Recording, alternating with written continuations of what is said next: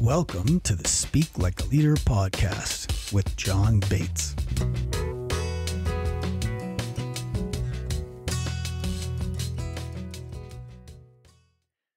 Welcome to the show. With me today is somebody that I have known, gosh, I probably shouldn't admit for how long, right? I don't want to, at least 15 years. Yeah, right. And I thought I wasn't much older than 15, but we met when we were already grown-ups. So this is somebody that I've known for a long time. I've had a lot of fun with him, and I met him in kind of one of those places where you get to know people really well, really quickly, sort of was the trenches of transformation. And his name is Larry Hudson, and he's a voiceover actor. Yes, he actually makes his living doing voiceovers. He's a voiceover coach. He trains people in how to create and edit voiceovers. He's, good at that entire world. He's also just an absolutely fun, hilarious, great guy to hang out with. And Larry, I'm really happy that you could make some time to join us. Thank you for joining me today. Oh, it's my pleasure, John. It's been so long, and I've watched your career continue to develop over these years, and it's just exciting to be with you for me. Well, thank you. I mean, gosh, I think back to when we first met and where I was and how lost and scared and afraid and like what a loser I thought I was just going to be forever. And it's really nice to look back on that kind of stuff and not be in the middle of it. You were still a leader in my eyes.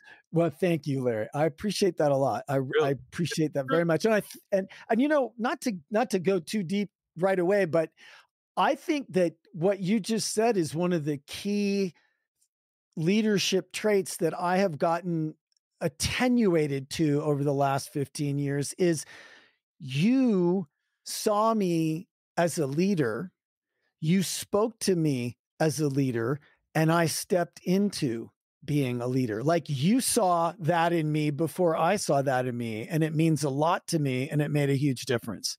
Well, it's so interesting because at that time when we met was when I was really going through it about becoming a leader and learning that at the time, what I had an epiphany about is that who I knew to be and what I knew to do was not going to be able to accomplish what I wanted to accomplish.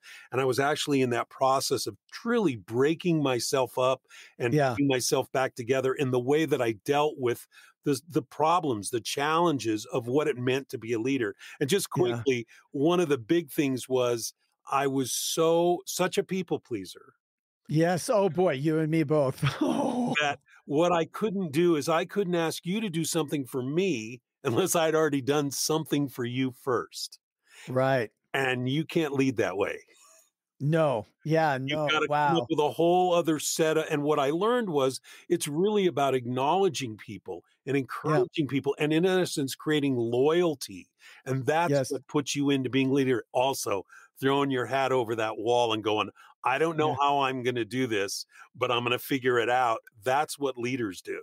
Yeah. That's fabulous. Gosh, it just brings back so many memories, and it's such a pleasure to see you now here. We've developed really, a lot really over the last 15 years.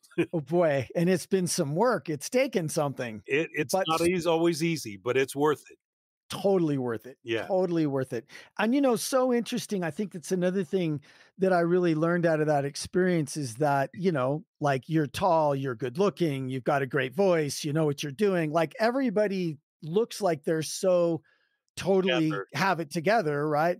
And yet really nobody does. Like, and anybody that's pushing themselves by nature doesn't have it together at the level they're currently playing at because they're pushing themselves, right? Exactly. And literally, I look at over what's happened to me over the last 15 years and what drove me. This is kind of a great thing, kind of an inspirational thing.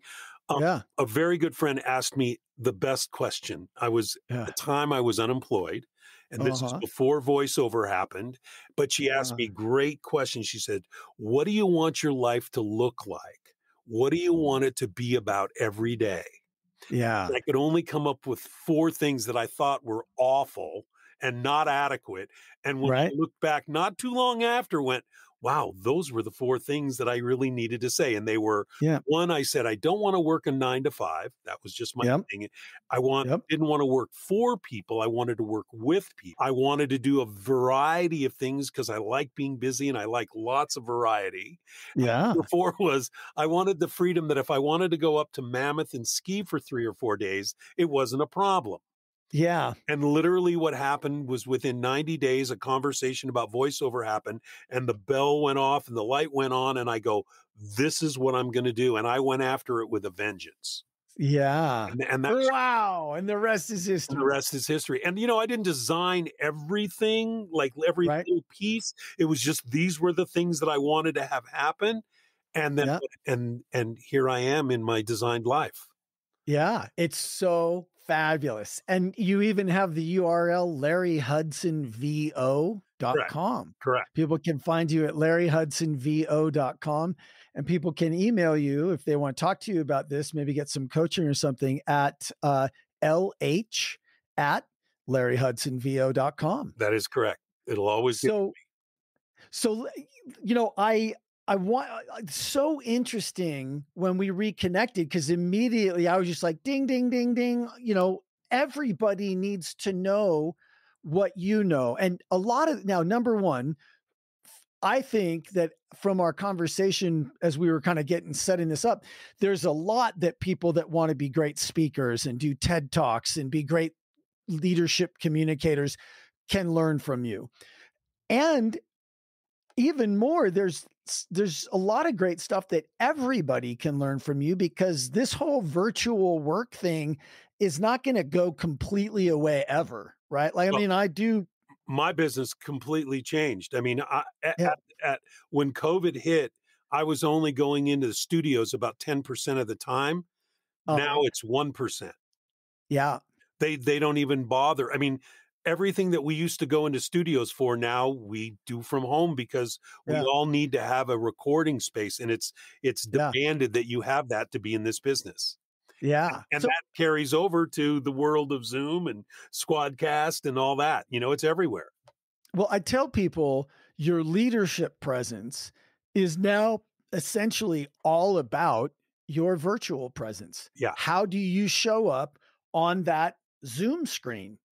How do you, and do you show up on that Zoom screen? Like, if you're a leader, you got to be on video. I'm sorry. Like, if you're at a meeting, even if it's someone else's meeting and you're not on video, they all think you're playing Tetris, like, Right. I mean, Yeah. so this whole world of showing up in the virtual realm is just everywhere now. It's mandatory. Yeah. So there are some things that we could learn from the world of voiceover Yes. it's so great that, I mean, neither of us were doing what we wanted to when we first met 15 years ago. I'm We trying to both, remember what I was doing. yeah, I was in right. I mean, I was in a job that was okay, but not loving. yeah. Yeah. And boy, and I had lost my .com company and I was still fumbling around, and I almost died of an autoimmune disease. I was so Wow. upset by that whole experience and so down on myself. And, so it's pretty cool, so if you're listening to this and you're having a tough day, just know it's worth hanging in there. Just, just keep showing up. Right. That's right. It's all about the one foot in front of the other, Yeah. tenacity. Listen, there are many, many, many, many, many people that start in voiceover. And the one thing I tell them that, the only right reason why most people fail in this business is because they give up. It's Yeah. not because they don't have the talent. It doesn't mean that they won't eventually get there. The thing that's really Right. mysterious about this gig doing voiceover is it feels a lot of times like you're on the 50-yard line, and you've got 15 yards to go. It's like it's 15 and it's fourth down and 15 yards to go. Yeah. And what Yeah. happens is all of a sudden one email comes in and you realize, oh my God, I was on the 1 yard line the whole Yeah. but it felt And like I was on bingo. the 50 and everything Yeah. changes. And Well, that's a really great metaphor for life, I think. That's how it feels like in between closing gigs for a lot of people, right? Like, absolutely, it just oh feels like my it's never gosh. gonna happen again, but it Yeah. will. It's not about like, my goal isn't booking the job.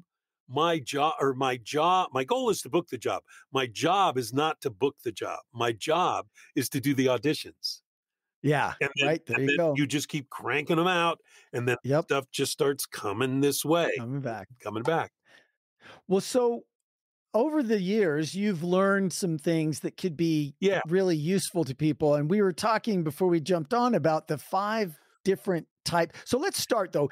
Let's start with the thing of you're in voiceover and you're reading. And most leaders are not going to be reading, but there's still a lot that they can learn from you. So absolutely. You just gotta kinda bridge the gap a little bit, because the biggest thing is, even though I'm reading, my job is to sound like I'm not. not, yes. Yeah, my job is to make it sound like I'm just, talking to you, having a conversation. And Right. there is a cadence. This is where it gets really weird. When you and I are having a dialogue, notice that you don't even know what the next word out of your mouth is gonna be. Right. And it's like it just, it kind of just falls out of your mouth.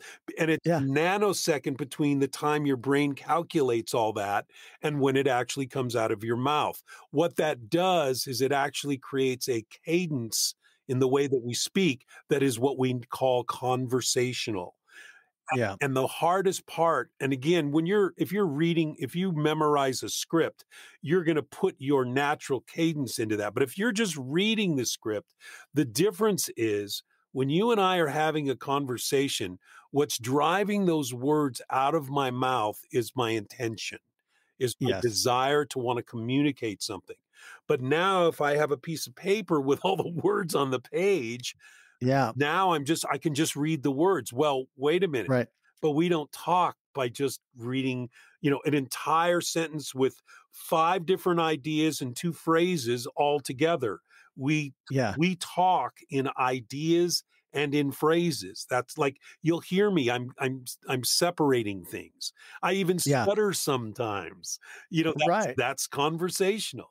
So we're Yes. trying to bring that to a voiceover script. So it takes a little work to learn how to do that. And I'm going to show you some little tricks that I have that will do that. But I want to talk about the 5 reads first, okay? Let's do that. Yeah. Yeah. Let's So do the that. first That's awesome. so this was not made up by me. It was made up by one of my coaches, so I give her complete credit for this. But Yeah. it's now kind of out in the universe of voiceover that we all know these 5 reads.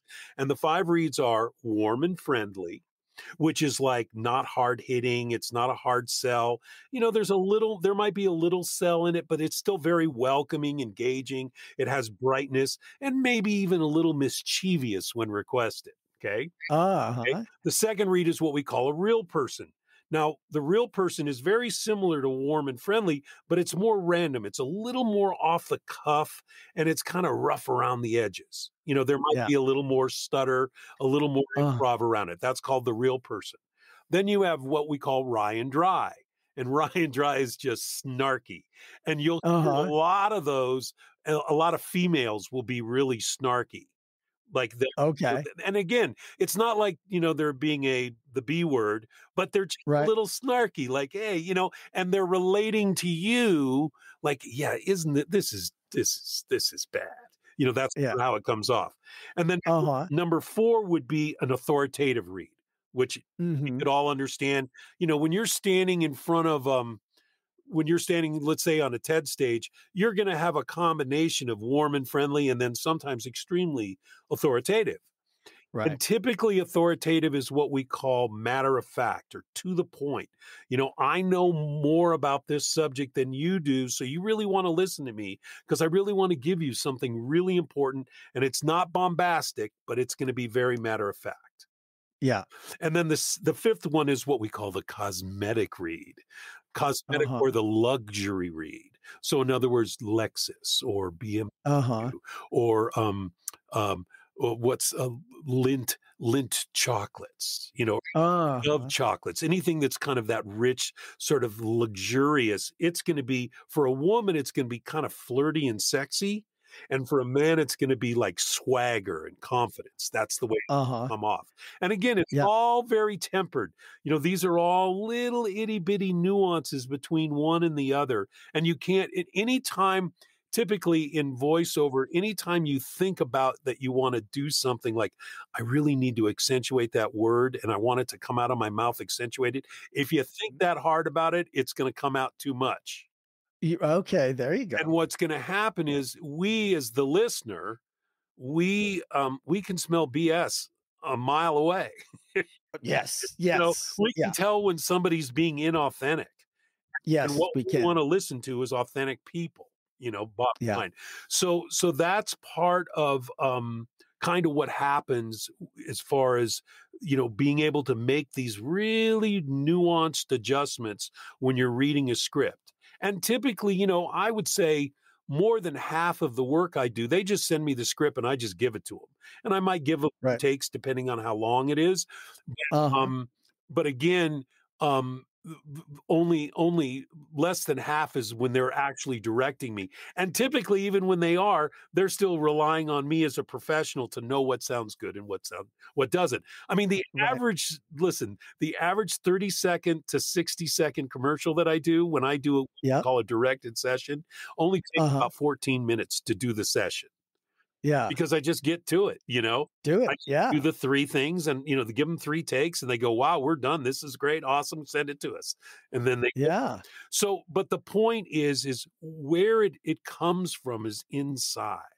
That's the Yeah. thing. And whether you're standing on a stage or just in front of a room or here virtually. And by the way, there's a big difference between coming off on a screen like this than standing in front of a room. A lot of what For sure. a lot of what works in front of a room doesn't work on this little screen that you're seeing me and John on right now. It just doesn't. So there's Yeah. this the magic word is authenticity. Just being, I totally agree. you just got to be who you are. Anytime you're reading or, trying to pull one over on, we know. Yeah. You're Yeah. not fooling anybody, so that's Well, how that and to tie that back to my work in the TED format and my work with speakers and people pitching and presenting, when people have a written script, I think what you just gave me is a new way to talk about what goes wrong there. Cause, I tell people the last time a well written speech worked was the Gettysburg Address. Since the Gettysburg Address, that yeah, hasn't worked. hasn't worked. So what I think is happening is when someone's speaking not from a written script, but when they're speaking, they've got this intention to communicate. And when they have the script in front of them, they have the intention to read the script. Exactly. And that's a different intention. And it's very obvious. Right, and all you're trying to do is get the words right. Yeah. And I'm gonna Yep. show you we're gonna look at a script, and I'm gonna show you how you could break it up. In fact, even if you're just memorizing that Right. script or even reading that script, what you could do to make it sound more real. Okay. Is that, Because is that yeah, we can do it right now if you want. sure? Alright, hold on, let me pull it up really quick. Where did I go? I know I had it open here. Hold on. Let's see here. Oh, I thought I had it open. Okay, hold It's okay. no, we'll get it here. We don't mind. Yeah, here. Oh, there it is. It's hiding. So I got 2 scripts that I pulled up for us, and here I'm gonna get it open, and then I'll share the screen. Am I able here, let me just look and see if I may Oh, you know what, Larry? I'm sorry. We're just going to be audio okay, on this one. okay, So you don't need to share the screen, but okay, you will need to tell us what okay, you're alright. looking at. So, yeah, so this is I'm gonna look at one sentence, okay? Okay. And here's the sentence. If we are to address the vital needs of tomorrow, comma, we must start by answering the larger questions of today. Simple statement, Yeah. right? Well, Uh-huh. the first thing that I do when I ask people to after they read this, I go, "Okay, now I want you to read it again, and this time I want you to stop when you get to the end of what you think is the first phrase." Okay, so I'm gonna read the whole thing again, and then I'm gonna do that. Okay. If we are to Okay. address the vital needs of tomorrow, we must start by answering the larger questions of today. So immediately, okay, so here it is. This is the first phrase. If we are to address the vital needs of tomorrow, comma, So that's the phrase. And the second Yeah. phrase is, we must start by answering the larger questions of today. Now, I did pause in between those two things. So it felt, even though it was still a little bit reedy, it felt, Hmm. it wasn't too reedy because I'm Yeah. separating that phrase. Now, Yeah. next thing. So my first phrase is, if we are to address the vital needs of tomorrow. Now the question is, okay, so where's the first idea? And the first idea is, if we are to address. And the next idea is the vital needs of tomorrow. And the next idea is we must start. And the next idea is by answering. And then, well, that isn't good. Never have my phone on either. It's okay. Yeah. Larry's in demand. In demand. It's right. I think it was spam anyway. And then, so we must start is an idea. And then by answering is an idea. The larger questions, and I like to put another separation there, and then have of today. Now, so what I've done is I've chopped this all up. So this is what it would Yeah. sound like if we chopped it all up. If we are to address the vital needs of tomorrow, we must start by answering the larger questions of today. Now, that's pretty choppy. So what I've done, though, is I've separated all the parts, and now I have to choose which ideas I want to put together and which ones I can leave separate because they're bringing more meaning. It's all about Yeah. meaning. So Yeah. you're just trying to generate meaning. So this is the way I would do it to make it sound more conversational. Mm. If we are to address the vital needs of tomorrow, we must start by answering the larger questions of today. So you hear there are some that I eliminated. I eliminated 2 of the separations because that gives it this cadence that's more like I'm thinking about what words going to come out of my mouth. Yeah. That's what those pauses indicate for people. There's also, what's interesting is if you want to accentuate something, there's only 2 ways I accentuate anything.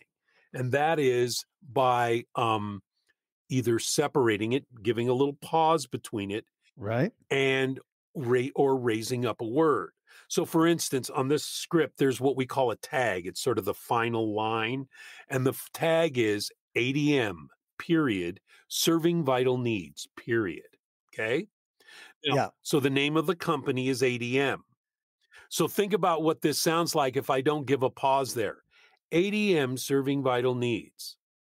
Okay. But as soon as you separate it, ADM serving vital needs. Now it accentuates the ADM. Yeah. So that's like a huge thing to understand. You don't have to bang it or hit it with a baseball bat. All you got to do is separate it. The other thing that you can do that will accentuate a word is raise it up a little bit. For instance, on the last sentence that we were talking about, a lot of people do read like they wouldn't say it this way, but they would read it this way. If we are to address the vital needs of tomorrow, we must start by answering the larger questions of today. And it's like, something about it doesn't feel right. It's because they accentuated the word must. Yeah. And really where the accentuation is on the word start. We must start. And it's not an accentuation. I'm just landing on it. We must start. And I'm raising it up a little bit. Just that little bit will accentuate what needs to be accentuated to bring the most meaning forth. Because my job is only about expressing ideas and getting people engaged in the ideas. So meaning is everything. The sound of my voice has nothing to do with it. That's really an interesting point. It's huge that, especially with people when they start in voiceover, they think it's everybody tells me I have a great voice. I should be doing voiceover. Yeah, right. Yeah. Nothing to do with this. I mean, listen, there are some guys and women with amazing voices, like beautiful pipes. But if you can't, if your mechanics aren't right, there's no meaning in what you're saying, and it doesn't matter. Yeah. Wow. It's very, very, very interesting. That is something I'd never I just always assumed there was one dude smoking in his basement going, in a world where there used to be. His name was Don LaFontaine, and he was the guy that invented "In a World." Totally. Known as in a World guy. Yeah. He was the In a World guy. Yeah. Yeah. So Well, so it's branched out a little oh, since yeah, and then. there's now instead of, 3 guys, there's probably 20 that are doing movie trailer and promo. But it's a Right. Yeah. small club, it's a very small club, Right. because you gotta have that voice. Yes. Well, and the interesting thing is that to me is the ability to convey the meaning is the real thing. I mean, and of course it is, but that's We just forget a great about that a lot.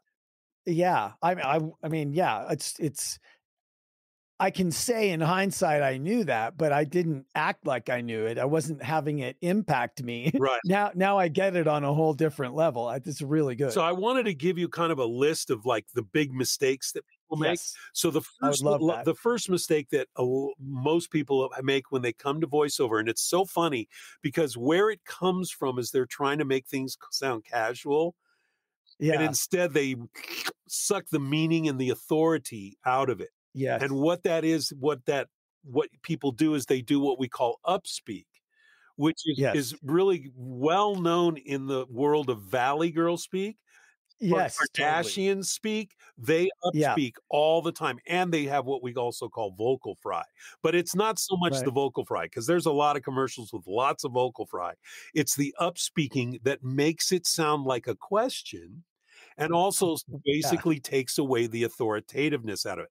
I actually have a recording, and I don't know how I found this, but I use it in my teaching, in my coaching, and it's like once people hear it, they're really anti upspeak. And I Upspeak. don't know if this was a real commercial or it was just like somebody created it, but it's this guy with this big, deep voice, and you'll hear what it is. So let me play it. Here we go. Okay. This is a great lesson for leaders too. This Oh, is yeah. so All important. right. I work on this all the All right. time. Here we go. Ford won't be undersold on tires.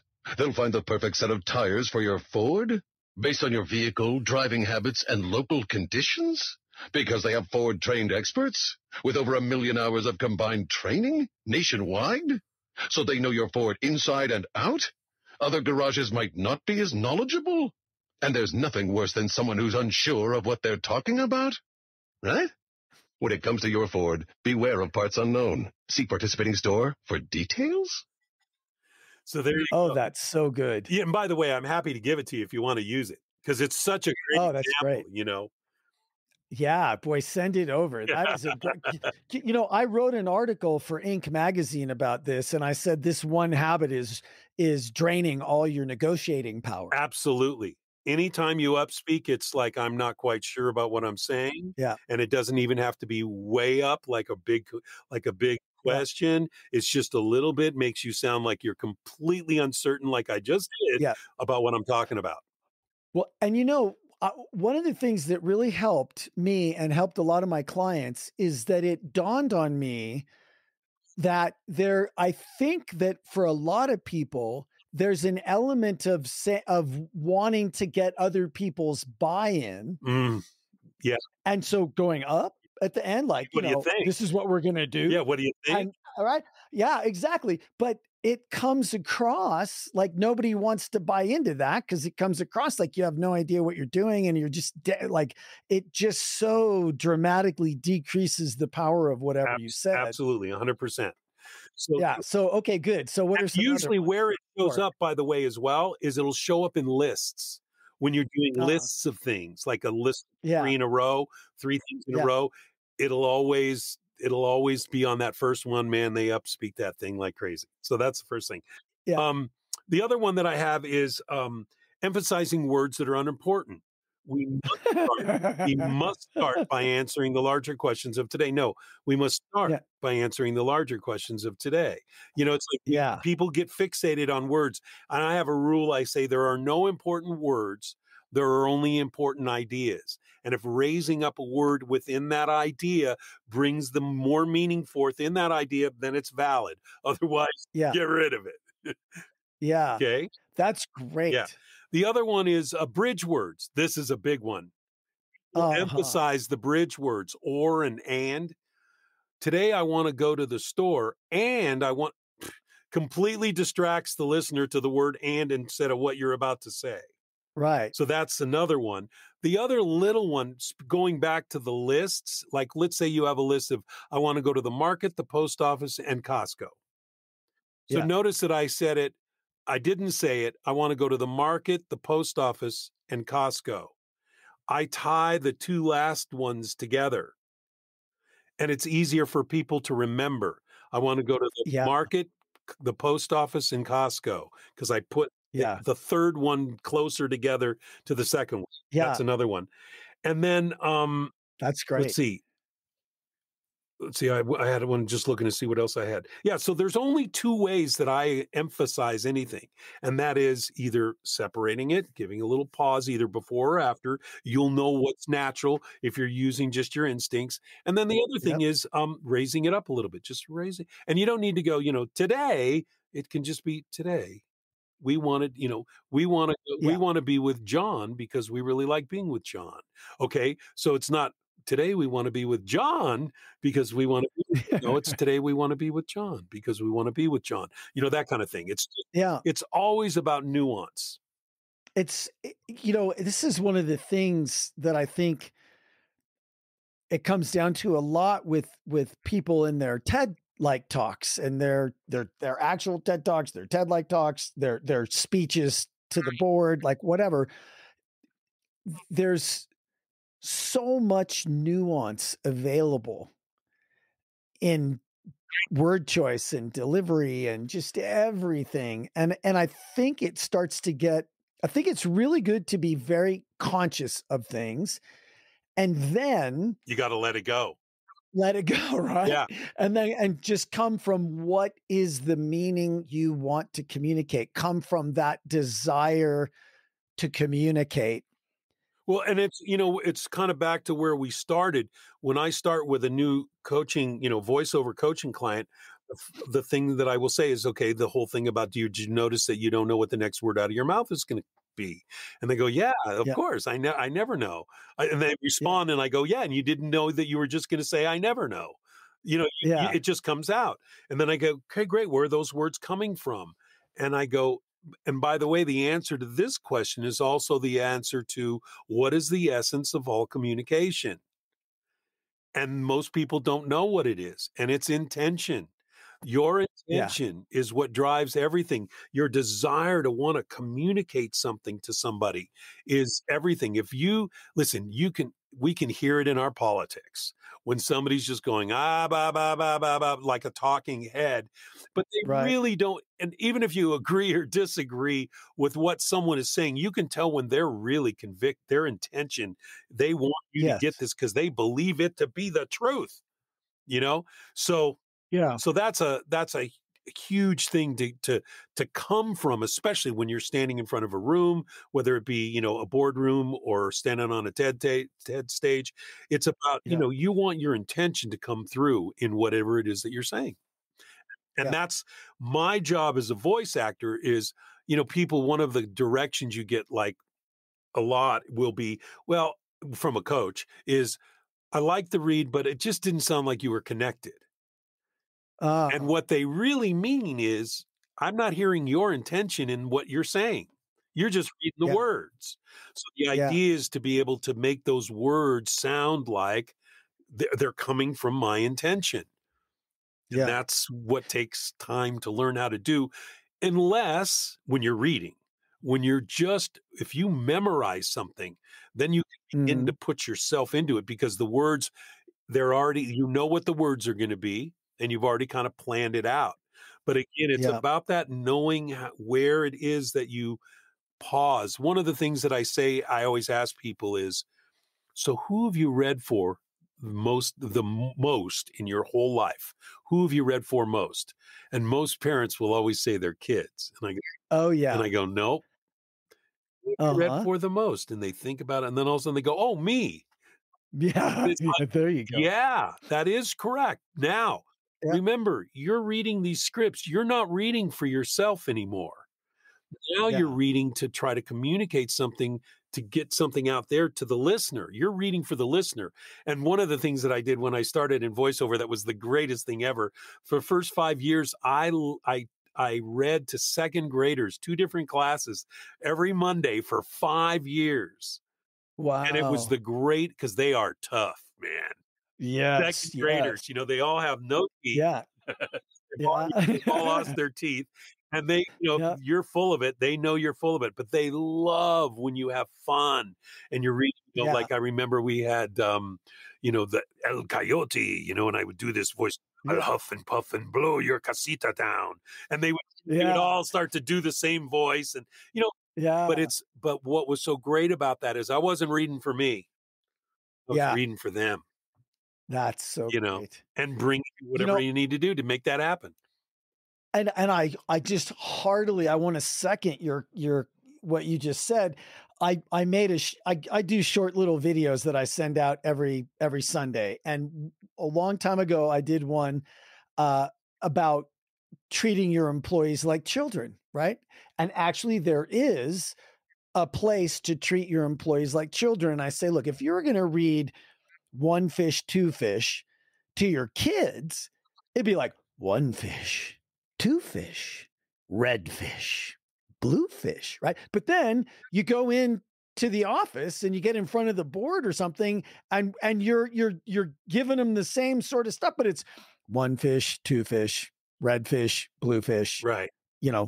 And it's like, why would you make it fun and exciting and interesting for kids and then not do that for your colleagues? Yeah. Right?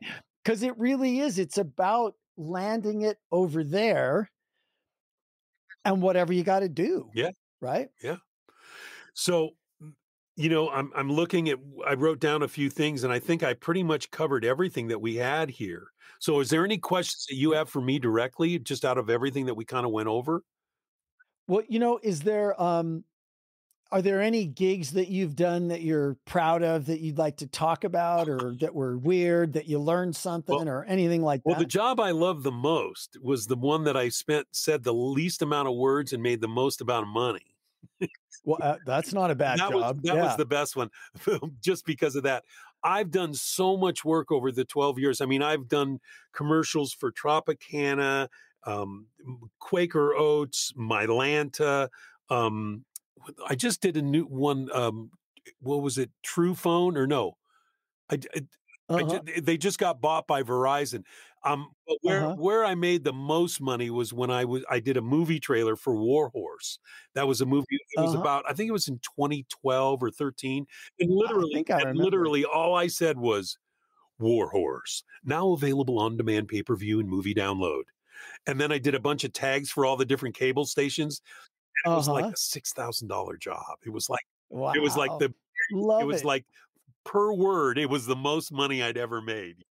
Um, That's cool. I was the voice of Kubota Tractor, and I did all their tractor commercials and their Uh-huh. zero-turn mowers and all that. Uh-huh. Let's see, who else I'm just trying to think. It's my job again is to audition and forget about it. Right. So Yes. I Perfect. just I think that's good for all of us to Yeah, remember. and then again, one of the jobs on my end is to knowing, and this is not any different, like you're just talking about what of the 5 reads, what's gonna keep someone's interest based on where you are. In other words, if you're having a one-on-one with somebody, it's gonna be different how you say something than if you're speaking to a room of 7 or 8 people, and it's certainly gonna be even Mhm. more different if you're speaking to a room of 50 people. There's a different Yeah. You're coming from a different place. So my job is, when I look at a script, I'm analyzing, what do I think they want? Because listen, we get what we call specs from people, Uh-huh. the directive, like this is kind of what we want it to Mhm. sound like. We'll get stuff like, so we want it to sound kind of like Morgan Freeman, but a little bit like Michael Jackson. It's like, Right. wait a minute, Okay, what? those are two very different things. And this happened to me. It's a great example of this. I was on a directed session. I had 2 people that were directing me. And the woman says to me, so we want you to read this. We want it to be really conversational, kind of warm and friendly. And I go, okay, great. And then the guy goes, yeah, like a movie trailer. And it's like, well, wait a minute. These are 2 different things, but I'll give you both reads. So I gave him the warm and friendly, and then I gave him a little more intense, which was more of the movie trailer. And she was like, wow, that was awesome. Like, I had no idea. And I like them both. She goes, and this was the best direction I ever got. She said, can you read it and try and make me cry? Because it was some medical thing. And I Oh, did, and okay. she went, like, she was, like, stunned, and she went, "Oh Yeah. my god, I almost had a tear come up. Now I'm Yeah. really confused because I don't know which one I like." And I said, Uh-huh. "Well, it just really depends on what your market is and where you're trying to grab them, where you're trying to Yeah. inspire them to buy this product," or whatever. It was like buying insurance or something. So Yeah. that's my job, is to figure out sort of the demeanor and the type of read that somebody's really looking for. Is it really matter of fact, or is it more, kind of happy go lucky, warm and friendly, or even a little, guy next door? You just got to figure that out. That's what takes time to learn when you look at a script, to kind of read between the lines. Yeah. Okay, so will you do a quick clip for me? Sure. Will you think about my clientele Okay. and I'm just making this up. Will you announce me as, you know, Oh, John oh, do you want Bates, me to, the drill and like, you're coming on stage? well, or like, or what, yeah, or like, to use somewhere. Like I'll tell you what I'm gonna ask you to say. John Okay, hold on. Bates, I'm gonna I'm, the I'm gonna type it up really quick. Hold on. okay, Yeah, good. yeah. Okay, Be great. good, good. Okay, go ahead, John. In fact, let's play with it. Like whatever thoughts you have about it. It's not very complicated. John Yeah. Bates, the drill instructor for your greatness. Okay. Okay. Anything else that you kind of wanted to add to that? Just, I'm thinking of what else. Yeah. Anything else you can think Okay. of? Okay. I'll have to reach out and negotiate with you after this. Well, You it's know. really funny. I have a really good friend who's a magician, and he Uh-huh. works at Disneyland in Los Angeles, in Orange County. Uh-huh. And so Yeah. I did. Good evening, ladies and gentlemen, and welcome to Disney. To Oh, that's awesome. what's the area they call outside Disneyland now with California Adventure? There's a name for Yeah, it. I don't know. So Uh-huh. tonight, Disneyland presents the magic of Jeff Palmer. It's like one of those things. And Yeah. he goes, I just Uh-huh. love every time I do it, I play it, and there you are, Larry. Yeah. And we were, That's yeah, it's great. really I do. I love it. Yeah. great. So Yeah. Maybe I got to get you to do the lead into the yeah, I'd love to. podcast. That'd be totally fun. All right, so here we go. All right. Good evening. John Bates, the drill instructor for your greatness. Working with John will make the difference in your speaking and listening to those that matter most. Woo! Nice. I love it. And I love that you threw in and listening. Yeah. Very good. Very good. Those that matter most. That's great. Yay. Well, so listen, let me flip the question because we got about 5 minutes left here. Is there anything else that you would want to say to, an audience of entrepreneurs and leaders and people who get the difference that communication makes and want to better themselves and have an impact? The two things that always come up is, I always, it always, everybody, I'm sure you say this to the people that are your clients, that, there are the two biggest fears in life are speaking in front of people and death. And they're actually Yeah. in that order, Yeah. which Yeah. is really Yes. amazing. And Yeah. and it's really, I think one of the things that you look at is, well, why is that? If that's your case, if you're more afraid of Yeah. speaking in front of people than actually dying, Yeah. you got to look at why it is that that's so. Like, I'm just, and it's a little bit of being cocky, but it's more like, I think what I have to say, I'm not going to say something unless I think it's important. And I Yeah. really come from a heartfelt place. I'm not trying to sell you Yes. anything. I really want you to get this because I think it'll make a difference in your life. And Yeah. that's where I come from. When you come from really when you come from providing something for people, for being of Yeah. service to people, that what you Yes. have to say is of value as a service to them, then all of a sudden it gives you a Yes. reason to be there rather than just being afraid of standing in front of the Yeah. audience. And again, Yes. listen, my background, I was a professional musician. I was a drummer. I was on stage a lot, and I did a lot of talking on stage. But Uh-huh. I was also had 4 or 5 other guys around me, so there was a lot of Yeah. comfort there. But still, it's just about having what you're trying to present to people, that it really matters to you, and it really matters to you that you really want them to get it, it matters that they get it as well. That's probably one of the Yeah. biggest things for sure. Yeah. Just in public speaking in general. If it's not interesting Totally to agree. you, it's not going to be interesting to them. Yeah, that's for That's sure. just the way it is. It's funny because I have a friend who is a retired doctor and a voice actor. And one of the things that he does is he reads medical narration. Like he Oh, read the okay. entire study guide, like 400,000 words, the entire Oh my study guide gosh. to pass the boards in California. Well, for him, that's interesting. Me, not only Uh-huh. would I be struggling with the words, but I'd be really bored because I don't know what any of it means. Yeah. So Yeah. I think Yeah. having it be of interest to you and having it matter is what really matters. I couldn't agree Yeah, more. and if anybody has a I question, like, specifically, and they wanna just contact me, I'm really generous with my time. I love assisting people and really yeah. having them accurately distinguish what it is that might be stopping them, might be, holding them back, and, we can talk about it, we can figure it out, like, what it is in your speaking that might not be working, or what's behind the speaking, why it's not coming out the way you want it to come out. Yeah, great. Well, they can reach you LH@LarryHudsonVO.com. Your website is LarryHudsonVO.com. And I can back you up on what you just said. Larry is a big-hearted, great, kind, generous man. And I really appreciate you taking the This is a time with blast. me. This It's is a so blast. great. So great to talk to you again. And we'll be talking a lot more, I think, going forward. Absolutely. So thanks for joining us on Speak Like a Leader.show. And to you listening, thank you for joining us on Speak Like a Leader.show. I hope that you had at least close to as much fun as we did. And I'll see you next time. Thanks. Thank you for joining the Speak Like a Leader podcast. Go be awesome.